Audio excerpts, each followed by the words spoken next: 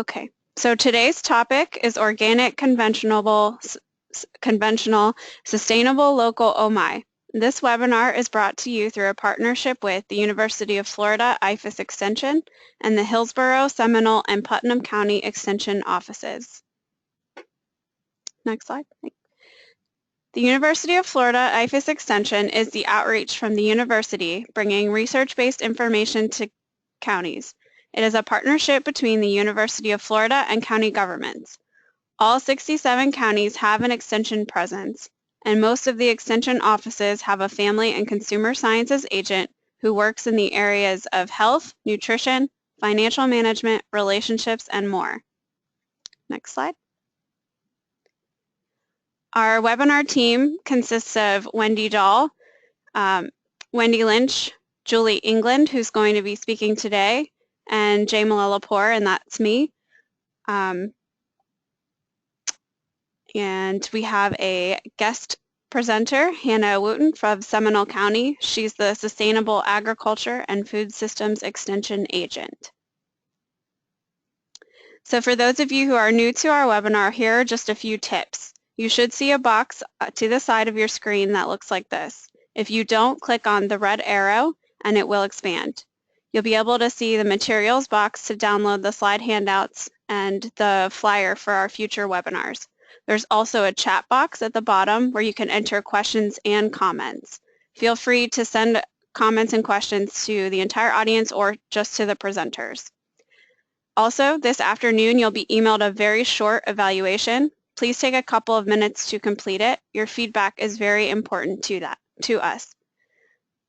And with that, let's get started with today's session. So I'll turn it over to Julie. Well, good afternoon. I want to welcome you to one of my favorite topics because I think that it's one of the things that a lot of times people just don't understand some of the differences. So that's kind of some of the things that we're going to talk about today. And so this is one of my favorite pictures, and if I could go back in time, when I took this picture, it would be a lot clearer. But people, so when you go shopping, are you sometimes confused? This picture, it says special, and at one part it says that these are avocados. It says organic avocados in big print, but in the small print up above, it says conventional from Mexico. So if they can't even necessarily get it right at the grocery store, how are you going to make informed decisions? So today what we're going to be talking about is, well, healthy eating, of course, since we're the nutrition webinar team, you know we're going to be talking about healthy eating, but also about our food systems as a whole, and to provide you with hopefully some information to help you with your decision making when you're doing your shopping. So first of all, why eat healthy? Well, they can help you reduce your risk for chronic disease, things like heart disease, diabetes, a lot of different kinds of disease, or even to help you manage a chronic disease, to get the appropriate calorie limits for your age and your activity level, but also to think about meeting your nutritional needs with food as opposed to supplements. That's kind of a recurring theme through all of our webinars, but the importance of getting nutrients from real food. But also, healthy eating patterns are adaptable. But also, you want your goals related to healthy eating to be achievable and maintainable. And by eating healthy food and incorporating them into your diet, you can reach all of these things. And feel free to chat into our chat box as we go along. But is there one perfect way of eating? What do you think? Is there a one-size-fits-all? And one of the things to think about, like with the My Plate picture, is there are a couple different eating patterns, because there's the My Plate, which we have the picture of, but also, for example, one of our previous webinars, we talked about the Mediterranean diet, but also some people are vegetarian or vegan, things like that. You've got to find what works for you and to find the pattern that works for you. And so let's look at some of the influences on what you eat. And if there's others, please, that I've missed here, please put them in the chat boxes. But first of all, one of the things to think about when people make what influences their decisions are what they like.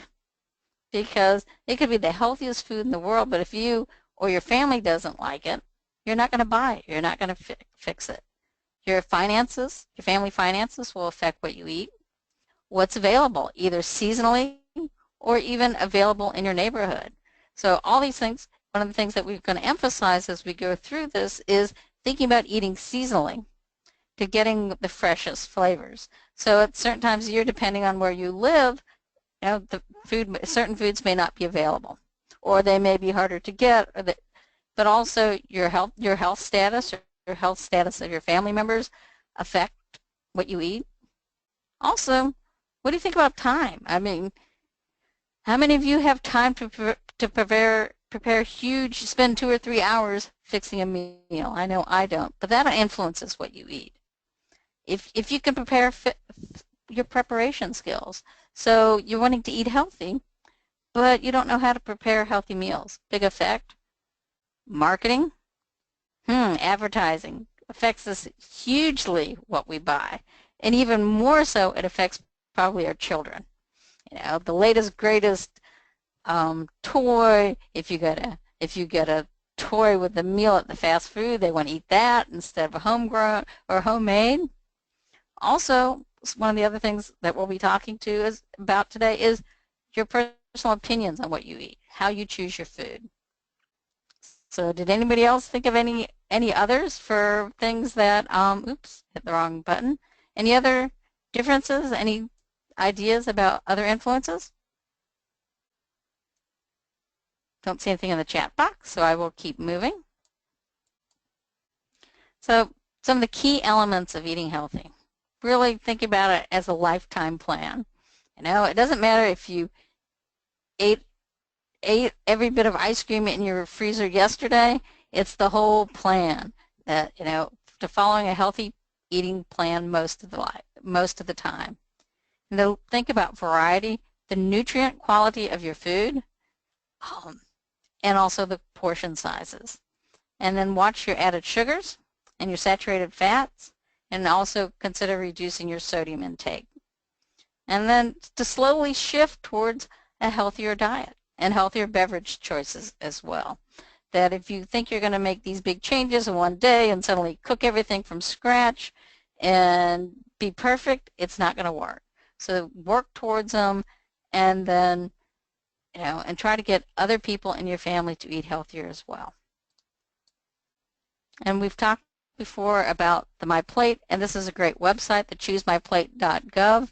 It's got a lot of recommendations to get, your dairy foods. It's not just milk, it's dairy products, grains, preferably most of them whole grains, protein, and protein isn't just meat, it's things like eggs, peanut butter, tofu, and then of course to make half of your plate fruits and vegetables.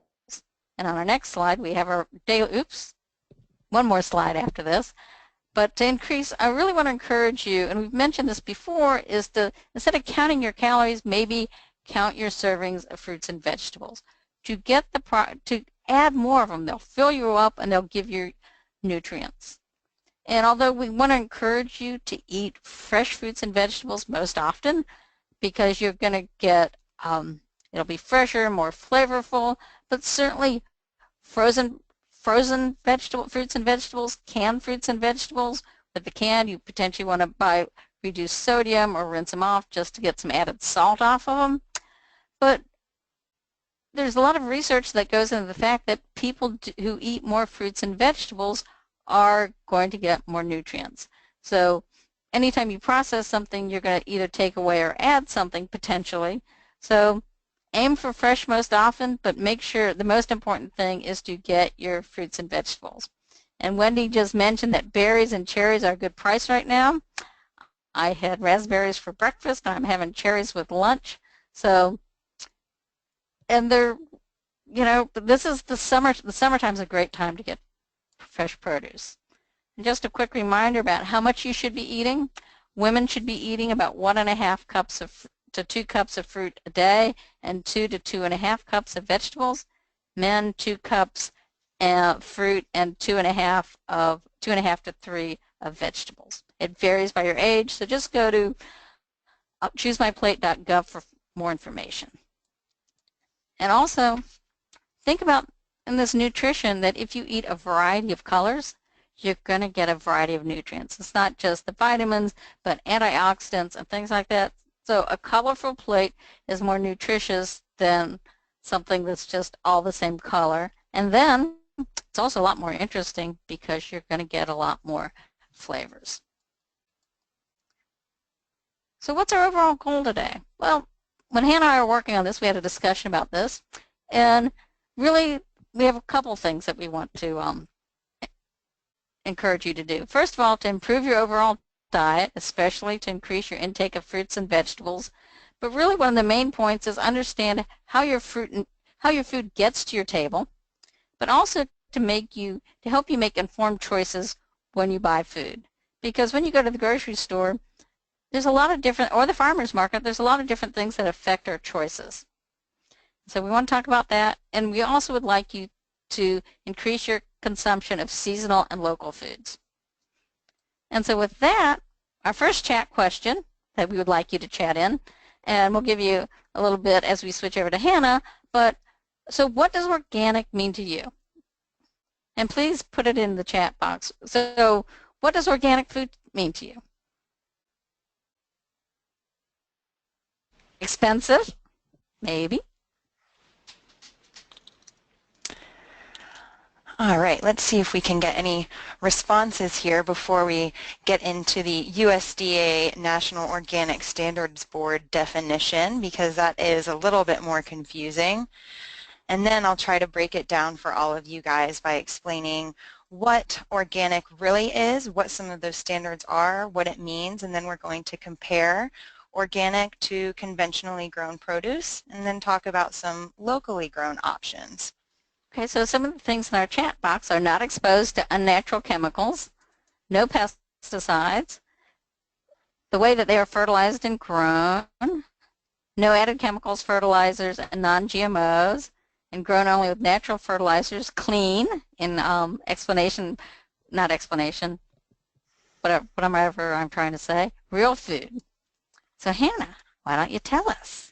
All right. Well, according to the USDA National Organic Standards Board, organic means an ecological production management system that promotes and enhances biodiversity, biological cycles, and soil biological activity. It is based on minimal use of off-farm inputs and on management practices that restore, maintain, or enhance ecological harmony. The primary goal of organic agriculture is to optimize the health and productivity of interdependent communities of soil life, plants, animals, and people. So now I'll break that definition down for you. Organic uses renewable resources, and you may only use approved inputs. These are approved inputs by the Organic Materials Review Institute. These inputs are naturally available nutrients or naturally derived pesticides. We'll go into some details on some next slides.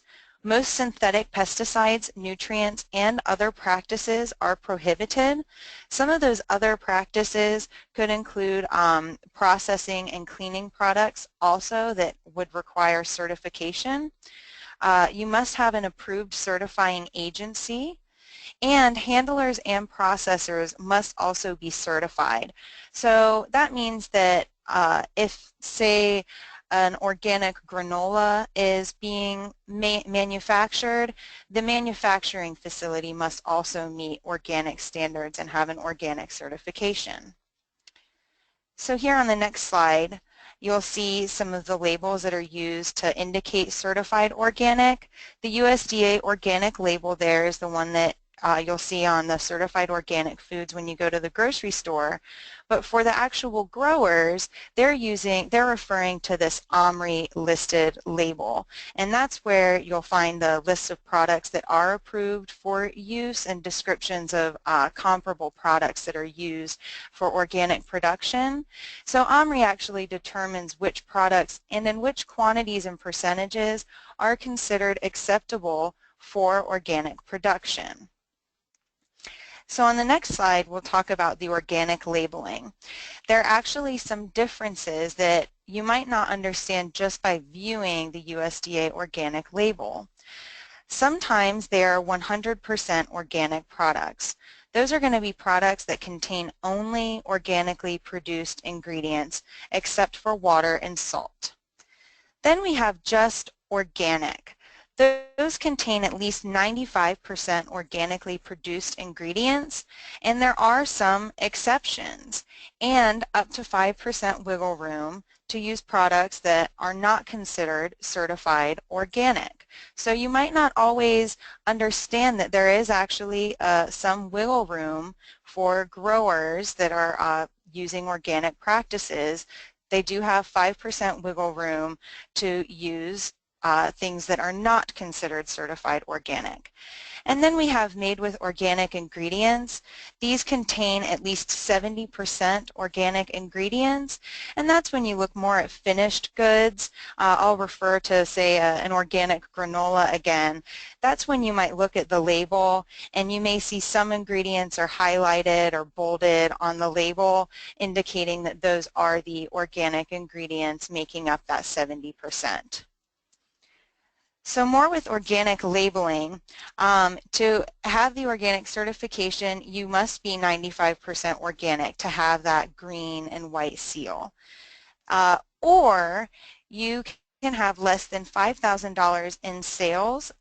This might be a roadside stand or at some farmers markets where you see a smaller scale grower that can actually call their produce organic.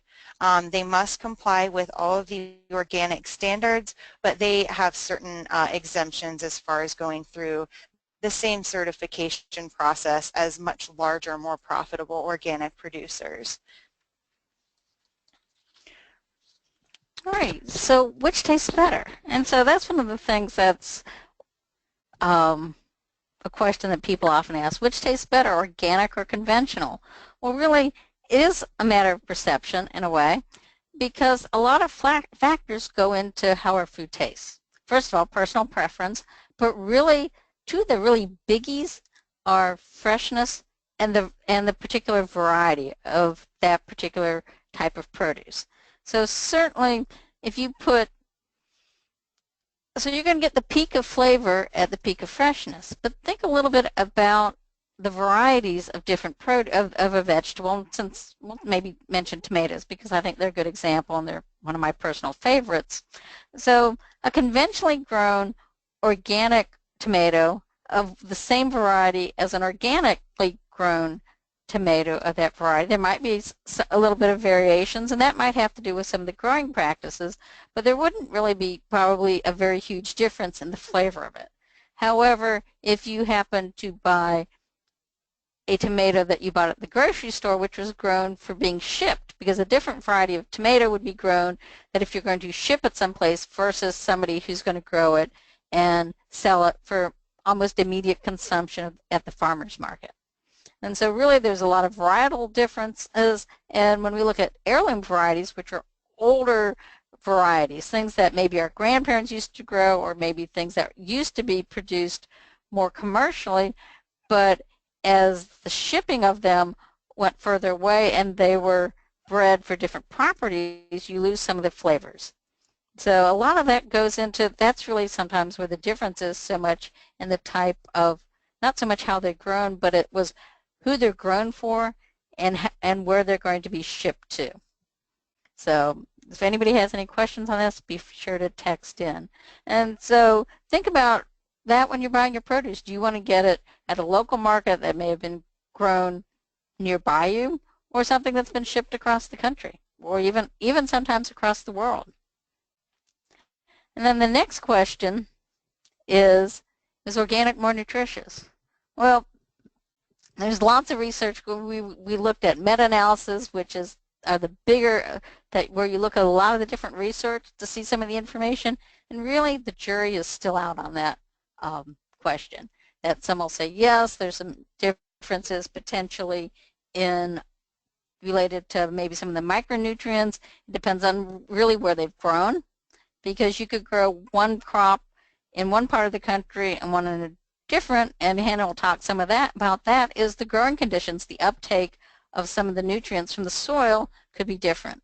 So we'd like to be able to conclusively say that there is a difference or there's not a difference, but the jury's still out on that, and more and more research is being done on that.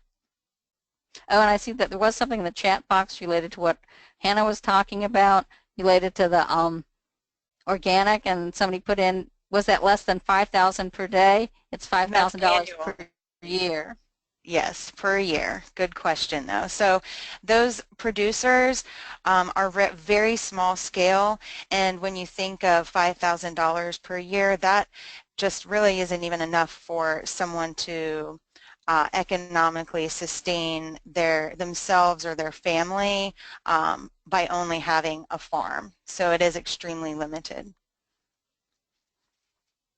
So now we're going to move on to talk about some people's perception of conventional agriculture. And we have two really good photographs that actually do depict practices used in conventional agriculture. But there's actually a lot more to the story, because these practices are used in the name of efficiency, delivering the best product to the consumer in a timely manner using the most efficient use of resources. So yes, you will see that there's use of tractors and airplanes in conventional agriculture, but these are the guys and gals that are responsible for feeding a lot of people. So these are the practices that they use to make sure that they can deliver produce to us at an affordable price. So some common terms: conventional farming uses a variety of production methods to maximize efficiency and production. They're going to use a lot of different things, from additions of organic matter to using manufactured chemicals and pesticides that are going to help them to produce a high quality product that can make it to your dinner table in a timely fashion. Then we talk about sustainable farming. Well, sustainable farming is not just about being ecologically sound, but it's also being socially and economically supportive and viable. So we have to remember that our farmers also need to be able to make money. And research does indicate that yields on organic farms are typically lower than yields of conventional farms. And that has a lot to do with the nutrient inputs and the pest management practices, because the organic growers are experiencing more losses to things like pests, where our conventional growers are utilizing everything possible to make sure that we are going to get the most efficient use of all of our inputs. So they're not just dousing chemicals onto these crops. They're actually very conservative with their resources, because profit margins are extremely slim for these big farms. So they will use a combination of traditional and high-tech techniques. They'll use integrated pest management practices and incorporate beneficial insects. And these farmers are even so keen on what is going on with their crops that they even know how much nitrogen will be delivered to their crop from a 30-minute rainstorm. And they'll adjust their fertilization practices based on the rains so that they're not wasting any more nutrients than they need to, because that's money in their pocket at the end of the day. So we're going to move on to the actual differences between organic and conventional. What is the difference? Well, it's really all about the nutrients. We could go into some really scary looking diagrams that you might remember from science class back in the day, talking about the nitrogen cycle, but I went ahead and broke it down to make it a little more easy to understand for you all. So we have here a picture of the organic process. It's really all about where the nitrogen comes from. So in the first portion of this image, we have our worms, we have fish, we have compost, we have cover crops. This is all a source of soil organic matter. That's any material in the soil that was originally produced by living organisms. That can be manures, worm castings, fish emulsions, cover crops.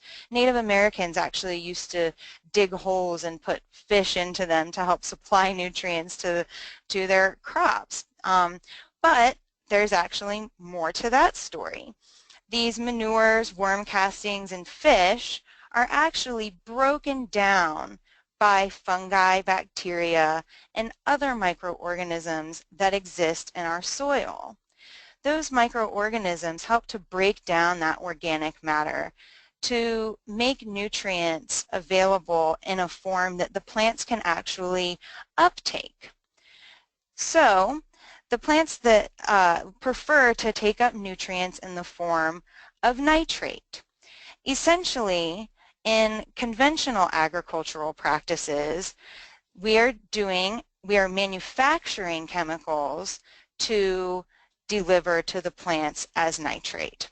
So we'll go on to the slide about the conventional agriculture. Now, these are nutrients that are manufactured.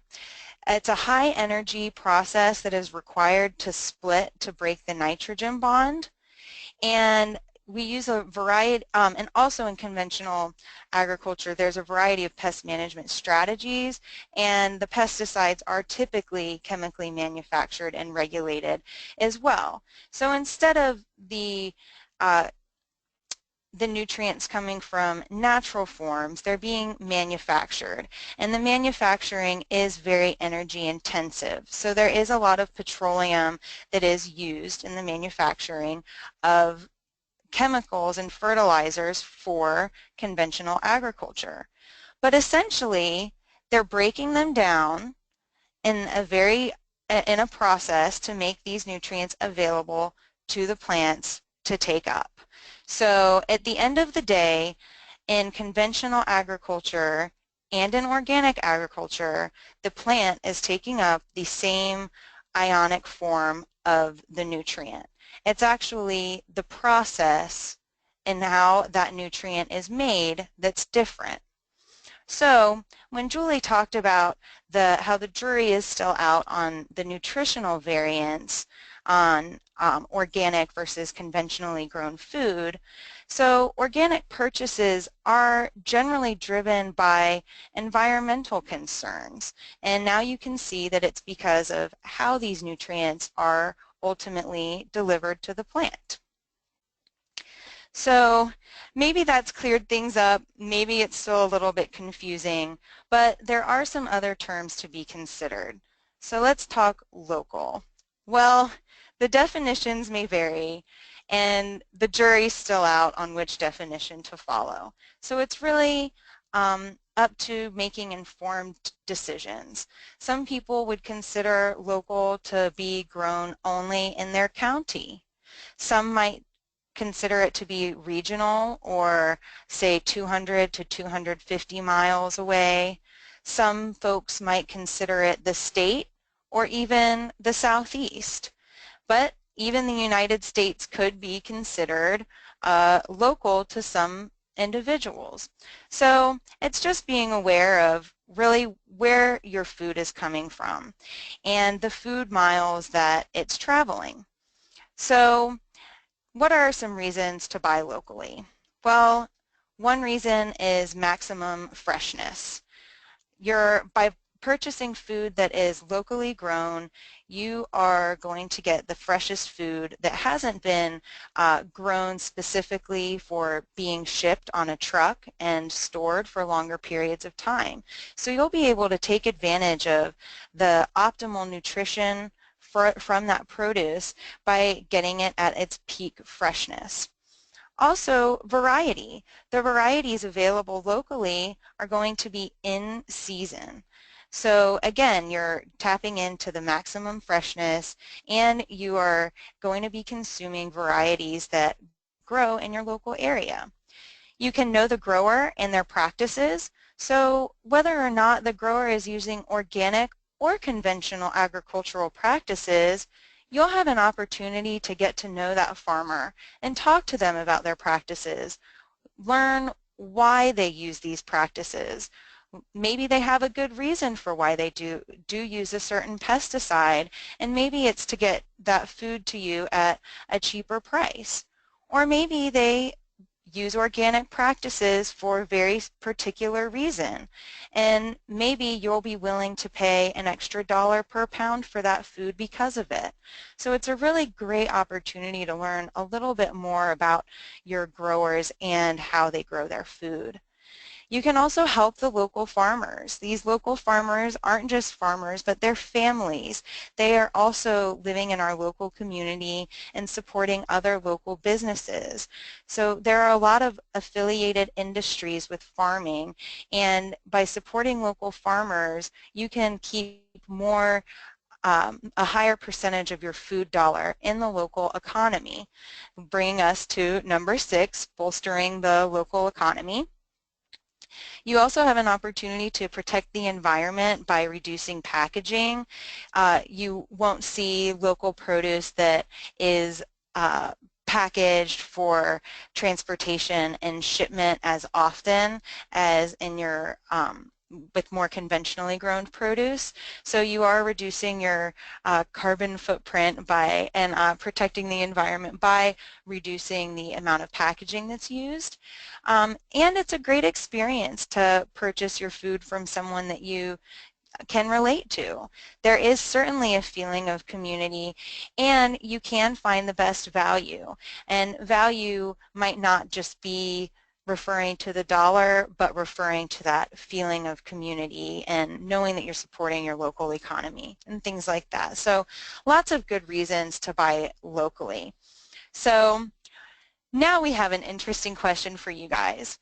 If you buy food at a farmer's market, is it local? So we'd really, So what do you think? yeah, we'd love to hear some answers on this one. Sometimes, okay, not all the time. All right, and how do Anybody we else? know some Lots of of these sometimes, it differences? looks like. Yep. Well, sometimes is a great answer. It's Yes, not it the is. clearest answer, but that is the truth. So the reality is that if you buy your food at a farmer's market, sometimes it's local, sometimes it's not. So that's why it is important to know your farmer and know your food. If you do want to know how your food was produced, talk to the person at the market. Build a trusting relationship with the farmer and ask them questions.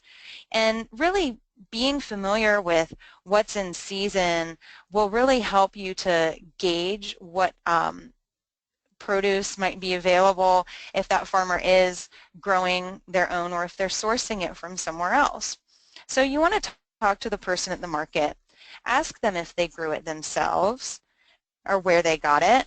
Ask how it was produced, and then go ahead and ask if they bought it from another grower. Ask details about that grower, if it's another local grower or where they are, or if they bought it from a terminal market.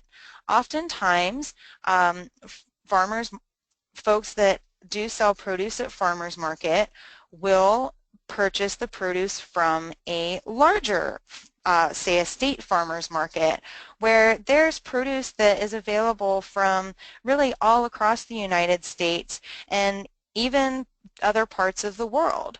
So there is a representation of food available at farmers markets that isn't necessarily grown by local farmers. So it's important to understand some of these differences and that not all food at the farmers market is grown locally. Still, you are buying fresh produce, and that is certainly encouraged, but it's just good to be aware of some of these other issues. And always remember, look at the product. Is it good quality? Is it free of major blemishes? So by building a trusting relationship with the farmers, by knowing your farmer, you really can know your food. So how do we find our local food? Here in Central Florida, we do have a few options available.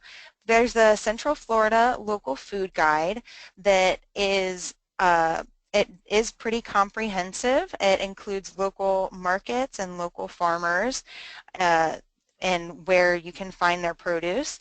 And our extension office has also created a Seminole County Guide to Farms and Markets that features some of our local farmers. But then, so I encourage you to go ahead and ask the agricultural agents in your offices, check with your county extension to see if there's something similar available, or if there are some local growers that do sell their produce locally that is easily accessible for you. But a very easy way to find local produce is the Fresh from Florida label. So you'll see the Fresh from Florida label right here. That is a statewide program through the Florida Department of Agriculture and Consumer Services to promote Florida produce both here in the state and promote Florida produce in other states, because we really are very integral in the winter vegetable market for a lot of the other states in the U.S. So that label is a great way to identify produce that has been grown right here in Florida. So oftentimes when you go to the grocery store, go ahead and look for that label. You know, check out prices, see if they're comparable, and after things that we've talked about today, maybe you'll find that there are certain benefits to buying fresh from Florida and keeping the food dollar locally and supporting farmers right here in our state. And now we'll talk about country of origin labeling, because of course not all food is available all the time, and even if there is good food available in season locally, maybe we're just not in the mood for that. Maybe we want to eat an apple or a banana. So it's important to understand country of origin labeling. This requires retailers to notify customers of the country of origin of covered commodities. It includes perishable farm commodities, wild and farm-raised fish and shellfish, and some meats. However, it was amended to exclude muscle-cut beef and pork and ground beef and pork. So the country of origin labeling is good to be aware of, good to check out, because it can help you to make more informed food purchases. Maybe you are more concerned about the distance that food travels. On average, food does travel 1,500 miles from the farm to our plate. So maybe buying something that was grown a little bit closer is something that is more important to you now. So just be aware that you can learn a lot more about food and where it comes from by observing the country of origin label. So now we'll move out of the world of conventional organic, local, and move on to our next chat box question. What does natural and all natural mean? Yes, give us your description. We're just dying to know. So, because this is one of the questions that, you know, or you go to the store and it says it's natural, it's all natural. So, and not all natural does not mean that it has something to do with zombies. All right, so Jamila put, it means what the manufacturer wants it to mean. It's flavored to taste naturally. Okay, anybody else? All right, so I have the official definition, I think it was from the USDA, well, the FDA. And so basically, when you read it, it basically tells you that it really doesn't mean anything. And so it mentions, I mean, I just took this off the USDA's website, and it's basically talks about that it's difficult to find what natural is because the food has probably been processed, no longer a product of the earth, but it does say that the FDA has not developed a definition of what the term natural or its derivatives. But the last sentence says, however, the agency has not objected to the use of the term. Doesn't mean that it has anything that they say, any definition of what it is. It just says that the FDA has not objected to the use of the term if the food does not contain added color, artificial flavors, or synthetic substances. So it's not a regulated statement. And one of my favorite things that I've seen about it is things about, because a lot of times we talk about marketing. And so I always like to say that the front of the package is marketing, the back of the package, where it tells you the ingredients, and the nutrition is really the important things. But one of my favorite ads on TV is for a supplement that says it uses naturally sourced pumpkin seeds. Okay, well that sounds really great. It's naturally sourced. So what is a naturally sourced pumpkin seed? Anybody want to put that one in the chat box? Why is that different? Because a lot of times it really is marketing. And so, okay, somebody put that it doesn't tell what the product does contain, it tells you what it does not contain. That is true. It doesn't have artificial colors and things. So back to our naturally sourced pumpkin seeds, well, they probably came from a pumpkin. I could naturally source anything. I could grow my pumpkin probably next to a nuclear power plant, but as soon as I took my pumpkin seeds out of them,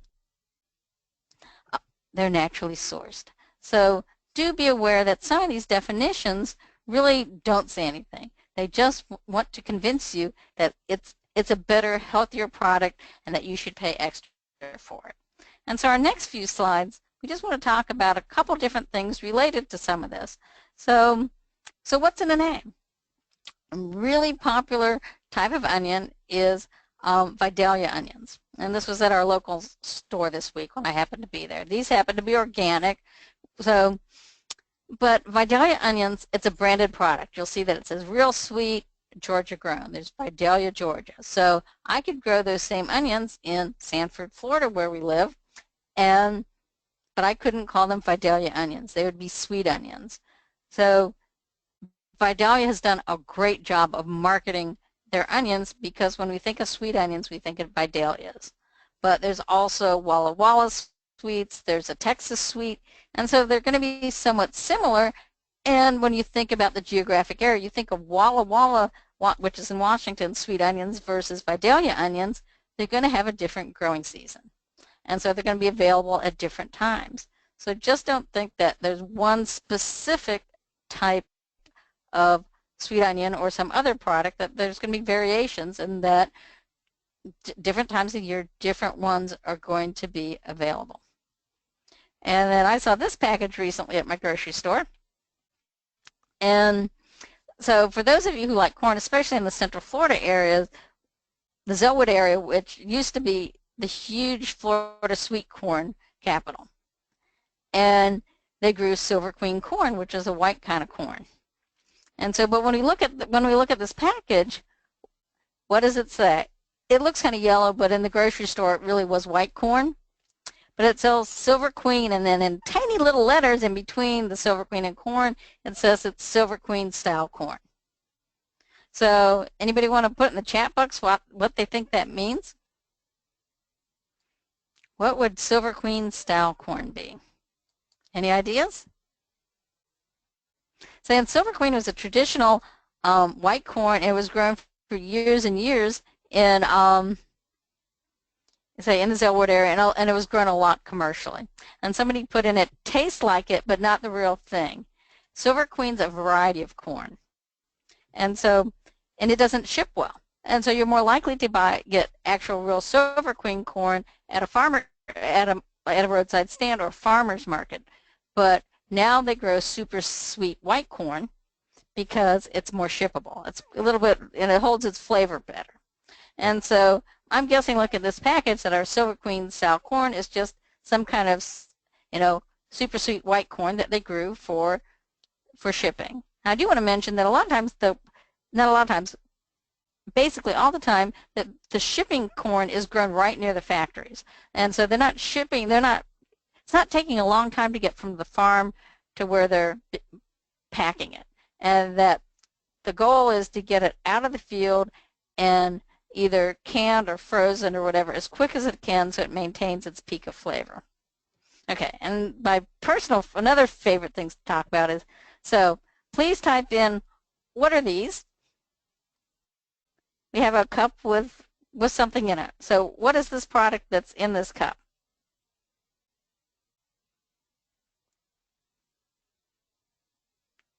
There's some kind of carrots, but what kind of carrots are they?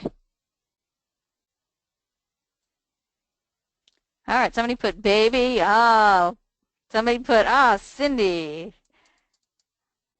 Somebody put baby carrots. Somebody put, a couple people put baby carrots. Somebody put, Wendy Dahl, not really baby carrots. There's, all righty. So when we look at these, people are generally going to put, Celeste put not really. Okay, so if you were to read the label, it says that they're baby cut carrots. And there's a big difference because baby cut carrots are, and there is absolutely nothing wrong. Let me make this clear. There's certainly nothing wrong with baby carrots. They're a convenience thing. They're great to have, to get out and munch on. They're great snacks. But they're different than a baby carrot, which are the younger carrots. Baby cut carrots are actually manufactured from regular carrots. They're probably the carrots that weren't perfect looking to go in our little bags of the 1 pound and 2 pound bags. And so they're actually kind of they're cut out of real carrots. And a lot of times they're more the core of the carrot, so they're not necessarily as sweet as what an actual baby carrot would be, or even a regular carrot. But they're really convenient. They are good, as the package says, a good source of vitamins A and C. And so this is one of the choices that to make when you're thinking about what food to buy. You buy what works for you, what fits into your budget, things like that. So before we sum up, I do want to mention just a few things related to food safety. As Hannah alluded to it in one of her slides related to choosing products and getting them that don't have blemishes and things like that. One of the things, though, that people expect with food, that they want it to be perfect. And certainly we don't want it to have, cuts, mold, or decay, but sometimes maybe some minor dings on things that came out of the field. Nothing wrong with them, because Americans throw away humongous amounts of food, both at the production level and at the consumer level. At the consumer level, we throw out about a third of our food.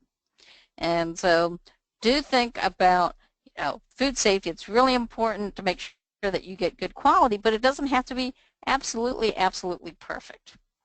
But no matter what kind of produce you get, wherever it's from, you do want to wash it. If you have a vegetable brush for some of the bigger things, that's great. You can physically remove some of it, put it under cold running water. Don't use soap. And you really don't need those special produce wash products either. So basically running water, a brush if it's something that's got a skin that it's not going to damage it. But do wash it all. And if you're going to, but don't bring it home and wash it immediately and put it in your refrigerator. Wash it before you're ready to use it. Because once you have the water on it, it may start to degrade a little bit. And it doesn't do any good to keep it clean if you put it in a nasty, dirty refrigerator. So keep your refrigerator clean too. And so kind of to sum it up, and please chat in any questions that you might have related to this as we're finishing up.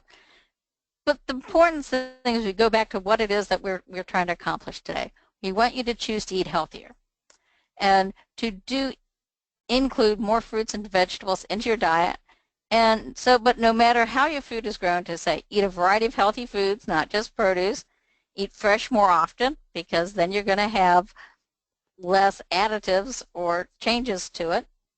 And read labels. Yes, I know there aren't specifically labels on produce related to nutrition, but with your other things that are processed, do read the labels and choose your foods for their taste, their flavor, your produce. If you're eating something that's closer to where it's grown, it's probably not as far removed from the field, and so it's going to retain its flavor. But we also have a great transportation for getting foods across the country or across, even all parts of the world. So, but choose fresh, healthy, tasty foods. And if you're going to buy them at, market, know your grower and or market, look for some different ways, CSAs, which are community-supported agriculture. Find out where your local markets are and learn more about what you're eating. And so with that, if I get my last slide, please chat in any questions. Please do download the materials while they're still up there. We will be sending you an evaluation for today's session a little bit later this afternoon. So please do answer that. Please do respond. It really only takes like 2 minutes max really to go through it. And it's really important to us that we get your evaluations. And remember, next month our nutrition webinar, Jamila and Wendy Dahl, Dr. Dahl are going to be talking about how sweet it is, and they're going to be talking about nutritive and non-nutritive sweeteners. So any questions for any of us? We'll give it a minute or so to see if you have it. And also, when you do the survey, if you want to let us know about any ideas for upcoming webinars, we're still planning them. So we also would like to hear that. So we do hope that this webinar has helped you will help you make some informed decisions about, how to choose your produce.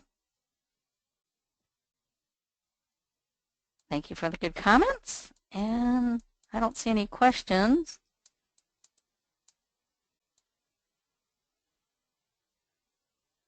Okay. Well, I don't see any questions, so Jamila, since you're in charge, I don't think that I can knock us out. So you'll just have to X us out. Yep, I will do that. Thank you, guys. Thank you, everyone.